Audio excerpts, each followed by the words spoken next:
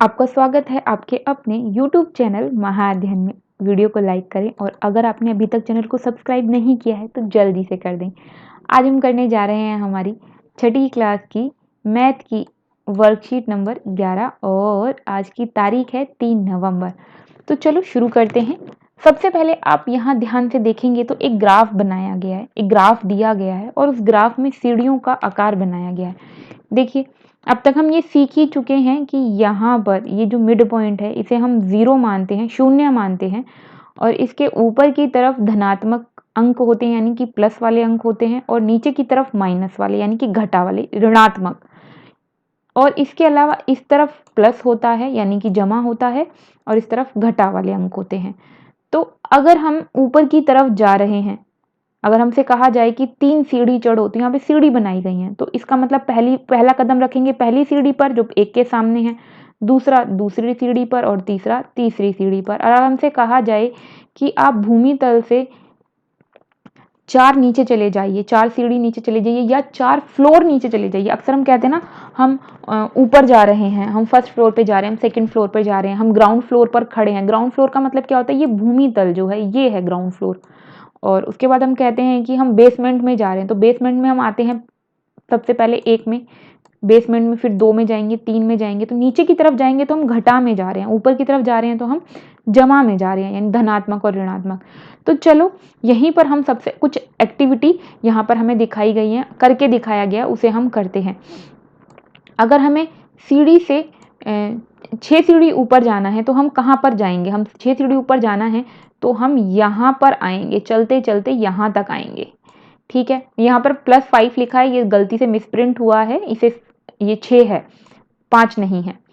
उसके बाद इन्होंने कहा है 3 सीढ़ी नीचे चलिए, तो 3 सीढ़ी नीचे चलेंगे तो कहाँ आएंगे? 3 सीढ़ी नीचे चलेंगे तो हम पहुंचेंगे यहाँ 3 पर। फिर इन्होंने कहा कि भूमि तल से 6 सीढ़ी ऊपर जाएं और फिर वहां से 2 सीढ़ी और ऊपर जाएं, तो 2 सीढ़ी और ऊपर जाएंगे। तो सबसे पहले जो हमने अभी इस पर काम किया पहले से हटा देते हैं। तो हम यहाँ से 6 सीढ़ी ऊपर गए, 6 सीढ़ी ऊपर गए तो पहुंचे यहाँ, फिर उन्होंने कहा 2 और ऊपर जाओ, तो 1 और ये 2, तो हम कहाँ पहुंचेंगे? हम पहुंच जाएंगे यहाँ। यानी कि हम किस पर पहुंचे? हम पहुंचे 8 पर, यानी कि 6 जमा 2 कितना हुआ? 8। तो 6 के बाद 2 और करने के लिए कहा, तो 6 को 2 में जोड़ेंगे तो 8 बैठेगा और हम वहीं पहुंच गए हैं। इन्होंने कहा है फिर हमसे कि 3 सीढ़ी नीचे जाना है और उसके बाद 4 सीढ़ी और नीचे जाना है। तो चलो चलते हैं, 3 पर गए तो हम पहुंचे यहाँ, फिर 4 जाएंगे तो गिनते हैं 1 2 3 और 4, तो हम यहाँ पहुंच गए। तो 3 नीचे गए फिर 4 नीचे गए, कुल कितनी बार नीचे गए? 7 बार नीचे गए। तो चलो देखते हैं हम 7 पर पहुंचे या नहीं। तो ये बिल्कुल सही, हम 7 पर पहुंच गए हैं। फिर इसके बाद हमें अगली एक्टिविटी इन्होंने क्या करने के लिए कहा? इन्होंने कहा है कि पहले 5 सीढ़ी नीचे जाना है आपको और 5 सीढ़ी नीचे जाने के बाद आपको फिर वहां से 7 सीढ़ी ऊपर जाना है। पहले 5 बार नीचे जाएंगे यानी कि घटा 5, फिर 7 बार ऊपर जाएंगे यानी कि जमा 7। तो घटा 5 में आए सबसे पहले, तो हमें नीचे जाना है तो हम घटा 5 में यहाँ पहुंच गए। इन्होंने कहा अब 7 ऊपर जाओ, तो 1 2 3 4 5 और 6 और ये 7, तो हम कहाँ पहुंच गए? हम पहुंच गए 2 पर, यानी कि घटा 5 जमा 7। घटा 5 को जमा 7 के साथ अगर जोड़ देंगे तो 2 आएगा। वो आपको पता ही है कि +7 है, जमा का 7 है और घटा का 5 है। तो इनको अगर हल करेंगे तो क्या करेंगे? 7 में से 5 जाएंगे क्योंकि 5 घटा के हैं, तो 7 में से 5 घटाया कितना आया? 2 आया। तो जमा का 2 आया और देखिए हम जमा 2 पर ही पहुंच गए हैं। और इसी तरह से इन्होंने हमें करने के लिए कहा है कि 6 सीढ़ी ऊपर जाना है आपको और फिर वहां से 11 सीढ़ी नीचे आना है। तो चलो ये भी करके देख लेते हैं। वैसे ये करने से पहले मैं आपको इस बार ये बोलूंगी कि आप पहले से हल करके देखिए।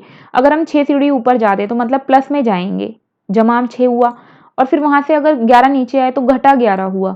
तो घटा 11 और जमा 6, तो ये एक घटा है एक जमा है, तो जब एक जमा एक घटा है तो ये आपस में घटा हो जाएंगे। तो 11 में से 6 गए, कितना बचा? 5। बड़ा कौन है? 11 बड़ा है, तो बड़े के साथ वाला निशान आता है, तो यहाँ पे आ गया घटा 5। तो इसका मतलब अगर हम ये एक्टिविटी करते हैं तो हम घटा 5 पर पहुंचेंगे। तो चलो करके देखते हैं।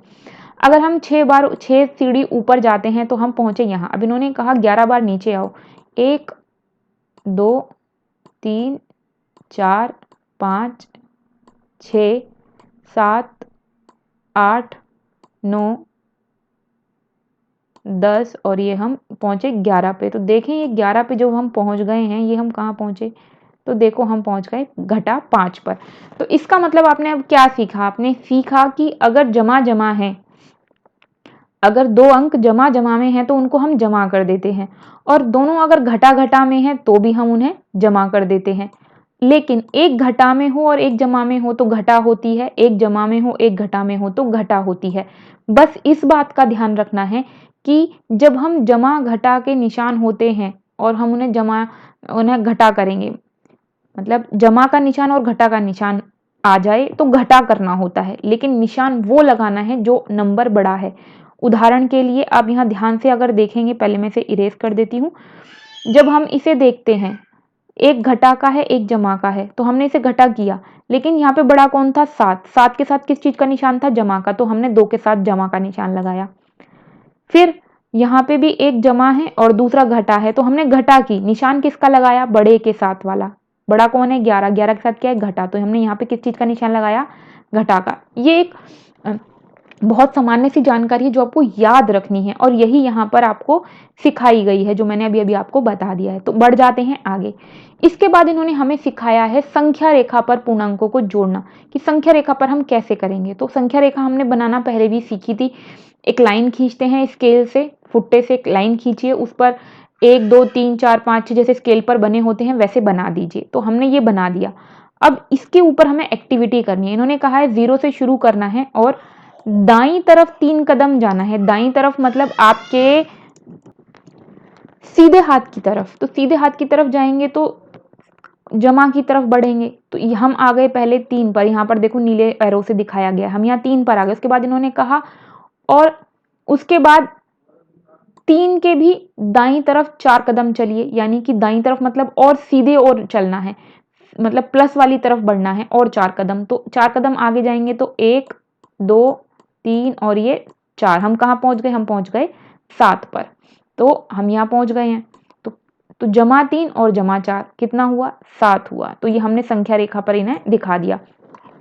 इसके बाद इन्होंने हमें एक और एक्टिविटी करने के लिए कही है। इन्होंने कहा 0 से शुरू करो और बाईं तरफ 2 कदम जाओ। तो भाई अभी भी मैंने आपको बताया, अगर दाईं तरफ जाएंगे तो जमा की तरफ जाएंगे, बाईं तरफ जाएंगे यानी उल्टे हाथ की तरफ जाएंगे तो घटा की तरफ जाएंगे। अब तो इन्होंने हमें बोला है बाईं तरफ, यानी हमें घटा की तरफ जाना है। तो हम 0 से घटा की तरफ गए, 2 पर पहुंच गए। 2 कदम चलने के लिए कहा था। इन्होंने कहा फिर घटा के और बाईं तरफ 5 कदम जाओ, यानी घटा के और घटा की तरफ ही जाना है 5 कदम। तो और 5 कदम हम आगे जाएंगे तो 1, 2, 3, 4, 5। हम कहाँ पहुंचे? हम पहुंच गए 7 पर। तो इसे करके देख लेते हैं। घटा 2 और घटा 5, घटा 2 और घटा 5। जब दोनों निशान घटा घटा के होते हैं तो जमा करते हैं, लेकिन निशान हमेशा बड़े के साथ वाला आएगा। बड़ा कौन? 5। 5 के साथ कौन सा निशान है? 7। घटा, तो घटा 7 आ गया। इसी तरह हमने ऊपर किया था, जमा जमा के निशान होते हैं तो जमा करते हैं, निशान बड़े वाले के साथ आता है। बड़े कौन? 4। 4 के साथ निशान है जमा का, तो जमा 7। अब एक और एक्टिविटी इन्होंने हमें सिखाई है। यहाँ पर इन्होंने कहा है कि 0 से शुरू करना है और दाईं तरफ 6 कदम जाना है, और उसके बाद 6 पर पहुंचने के बाद आपको बाईं तरफ 2 कदम जाना है। तो 6 तरफ दाईं ओर जाने का मतलब है जमा 6, मैंने आपको अभी भी बताया, और बाईं तरफ जाने का मतलब है घटा 2। बायां मतलब घटा 2। तो हमने सीखा था कि जमा और घटा दोनों आ जाते हैं तो हम घटा करते हैं। तो 6 में से 2 गए तो 4 आ गए, लेकिन निशान आएगा बड़े के साथ वाला, यानी कि 6 के साथ जमा का निशान है, तो यहाँ पे आ गया जमा 4। और यही एक्टिविटी यहाँ पर करके दिखाई है। 0 से हम 6 पर गए, 6 से हम वापिस 2 कदम पीछे आए तो पहुंचे 4 पर। देखो निकल गया ना आंसर, जो यहाँ था वो यही निकल गया है। एक और एक्टिविटी करते हैं। 0 से शुरू करके हमें बाईं तरफ जाना है। बाईं तरफ जाना है तो मतलब घटा 5, और फिर 5 पर पहुंचने के बाद हमें क्या करना है? वहां से दाईं तरफ 4 कदम चलना है, यानी कि जमा 4। दायां मतलब जमा 4। तो घटा और जमा दोनों निशान आ गए तो घटा करेंगे। घटा किया तो 5 में से 4 गए 1, और बड़ा कौन? 5। 5 के साथ निशान किसका? घटा का, तो निशान लगा दिया घटा का, घटा 1। और इसे अब यहाँ संख्या रेखा पर करके देख लीजिए। सबसे पहले घटा की तरफ जाना था तो घटा की तरफ गए, बाईं तरफ 5 पर पहुंचे। 5 पर आकर फिर उन्होंने कहा जमा की तरफ चलो, तो जमा की तरफ 4 कदम चलेंगे तो हम वापस आ गए 1 पर। आपको पता है ना, इस तरफ जमा के हैं और इसी तरफ हमें चलना होगा। तो अब चलते हैं आगे। अब इन्होंने हमें कहा है कि संख्या रेखा का प्रयोग कर कर वह पूर्णांक ज्ञात कीजिए जो नीचे बताया गया है। तो संख्या रेखा बनाएंगे आप, ऐसे करके एक संख्या रेखा खींचेंगे और फिर 3 से 5 अधिक है तो 3 जमा का है और उससे भी 5 अधिक है तो 3 और 5 कितना हुआ 8। तो यहाँ आप 0 से शुरू कीजिए, 0 लिखिए यहाँ पर और 0 लिखकर फिर 1 2 3 4 5 6 7 और 8 और फिर यहाँ पर इन्हें दिखा दीजिएगा लिखकर 1 2 3 ऐसे करके गिनती लिखिए। फिर यहाँ पर आएगा आपका 3, यहाँ 3 लिखिए और 3 लिखकर फिर यहाँ पर आपका आएगा 8 और आप इसे संख्या रेखा पर दिखा देंगे कि ये आ गया 8। तो यहाँ पर 3 तक का निशान दिखाइए एरो से, फिर यहाँ पर 5 का निशान दिखाइए एरो से और यहाँ पर पहुँचने के बाद हम 8 पर पहुँच गए हैं। और इसी तरीके से आपको फिर दूसरा करना है, 2 से 3 कम। 3 कम का मतलब 3 हो गया घटा में, गम का मतलब घटा होता है और 2 से 3 कम यानी आपको 2 मतलब जमा वाला। तो इसे कैसे करेंगे, एक संख्या रेखा खींचेंगे, उस पर यहाँ आपने बीच में लिया 0, ठीक है, फिर 1 2 3 और ऐसे ही 1 2 3 ऐसे ले लीजिए। इस तरफ घटा 1 घटा 2 घटा 3 वाली लाइन आएगी और यहाँ पर 1 और 2 वाली और यहाँ पर घटा 2 ऐसे करके लिख लीजिए। उसके बाद इन्होंने कहा 2 से 3 कम, तो सबसे पहले हम 2 पे जाएंगे, यहाँ एरो से आप 2 पर आ जाइए। फिर इन्होंने कहा कि 2 से 3 कम, तो 3 कदम वापस जाएंगे, 1 2 3 यानी इसके ऊपर एक और एरो का निशान बनाइए और यहाँ आ गए हम। तो इसका आंसर क्या आएगा, इसका आंसर आएगा घटा 1। तो ये 2 सवाल मैंने आपको बताए। उसके बाद इन्होंने कहा घटा 3 से 3 कम, तो घटा 3 से 3 कम कैसे बनाएंगे, तो ये हमने सीखा, घटा 3 तो है ही और फिर 3 कम, तो इसका मतलब घटा 3 और घटा 3 दोनों बार घटा 3 की तरफ ही हमें बढ़ना है। तो हमने बनाई ये संख्या रेखा, यहाँ पर बना लीजिएगा 0।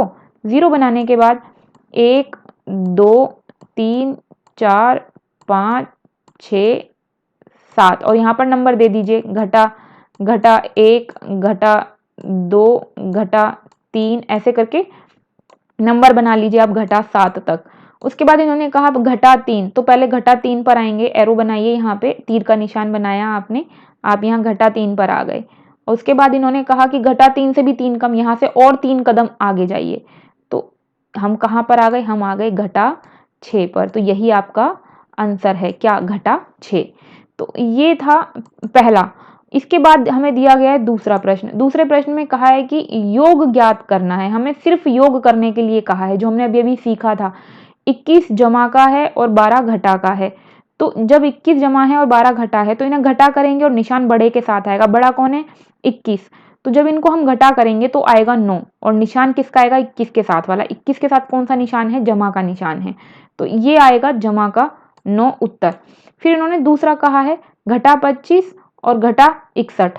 तो घटा 25 और घटा 61 हमने बात की ही थी कि दोनों निशान अगर घटा के हैं और उनको जोड़ने के लिए इन्होंने बोला है, योग करना है, जोड़ना है, तो दोनों निशान अगर घटा के होते हैं तो हम क्या करते हैं, जमा कर देते हैं, निशान बड़े के साथ वाला आएगा। तो दोनों को अगर हम जोड़ देंगे, क्योंकि जमा घटा घटा हो गई, ये दोनों को हमने जोड़ा तो आ गया 86 और निशान आएगा बड़े के साथ वाले, यानी 61 बड़ा है तो घटा का निशान आ गया। उसके बाद इन्होंने हमसे क्या कहा है, इन्होंने हमसे कहा है घटा 56 और जमा 39 को जोड़ना है। तो जमा जमा का निशान जब होता है तो जमा आ जाता है, लेकिन जब अलग अलग निशान होते हैं तो बीच में घटा आता है। दो एक जैसे निशान होते हैं तो जमा लिखते हैं। तो दो एक जैसे निशान है तो ये जमा हो गया, तो एक घटा हो गया एक जमा हो गया। तो घटा जमा होती है जब, तो घटा करते हैं, निशान आएगा बड़े के साथ वाला, तो ये आ गया आपका घटा 17।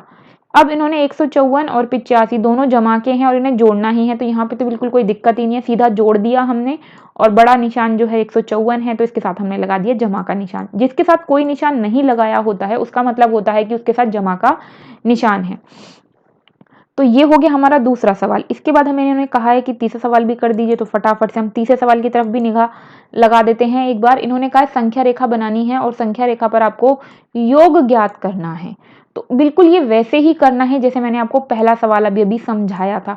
तो ये आप खुद अपनी मेहनत से कीजिएगा। एक संख्या रेखा बनाइए, पहले 5 पर जाइए, जमा 5 पर जाइए और वहां से उल्टे हाथ की तरफ घटा वाले 12 नंबर गिन लीजिए और इसका आंसर आ जाएगा, ए का आंसर आएगा आपका फिर कितना आएगा, घटा 7, आप घटा 7 पर पहुंच जाएंगे। उत्तर मैं आपको बता रही हूं और आपको खुद करना है।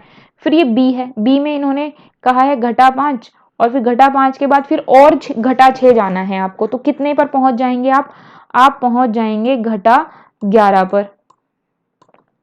फिर इन्होंने कहा है पहले जमा 7 और फिर घटा 7, तो आप वापस 0 से शुरू करके 0 पर आ जाएंगे। फिर इन्होंने ये वाला कहा है जमा 3 और फिर जमा 1, पहले 3 पर जाएंगे जमा 3 पर, फिर एक कदम और आगे जाएंगे तो आप कहाँ पर पहुंचेंगे, आप पहुंच जाएंगे जमा 4 पर। तो ये होंगे आपके इन चारों के उत्तर जो मैंने आपको बता दिए हैं। मैं उम्मीद करती हूँ आपको वर्कशीट समझ में आई होगी और आप इसे कर पाएंगे।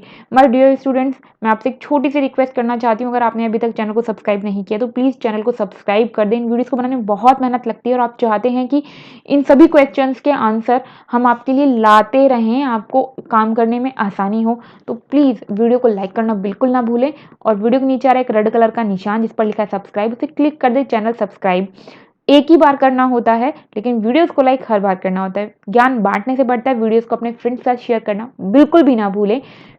फिर मिलते हैं ऐसी ही अच्छी सी प्यारी सी वीडियोस के साथ जिसमें मैं आपको समझाऊंगी बहुत सारी बातें। और तब तक के लिए स्वस्थ रहें, खुश रहें। नमस्कार और धन्यवाद।